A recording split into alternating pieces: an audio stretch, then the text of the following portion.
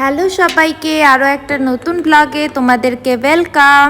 সেদিনের ডেটটা ছিল 22 জুন, স্যাটারডে। তোমরা তো সবাই জানো, আগের ব্লগটায় দেখেছো যে চিকু কিটির পাপার বার্থডে সেলিব্রেশনের জন্য আমরা এসেছি সোদপুরে।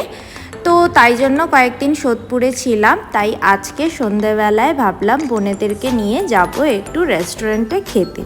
তোমরা তো সবাই জানো আমাদের সোদপুরের দাদা বৌদি রেস্টুরেন্ট, যেখানে বিরিয়ানি ভীষণ ফেমাস, তাই সেখানেই ডিসাইড করলাম যাব।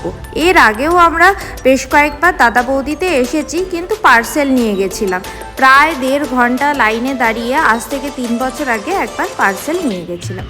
এখানে এসে যথারীতি ভেতরে রেস্টুরেন্টে বসার জন্য লাইন দিতে হয়েছিল 5 মিনিটস এরকম। তো তারপরে লাইন এসেছে কিনা তোমাদের দাদা দেখতে গেছে ভেতরে। তো এরপরে আমরা ভেতরে রেস্টুরেন্টে গেলাম। বিরিয়ানি কিন্তু এখানে খুবই ফেমাস।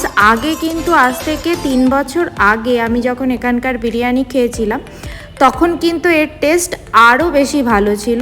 আমার তো পার্সোনালি তাই মনে হয়েছে। দিন দিন এখানে টেস্ট কিন্তু আমার মনে হয় যে একটু ডাউন হয়েছে আগের থেকে।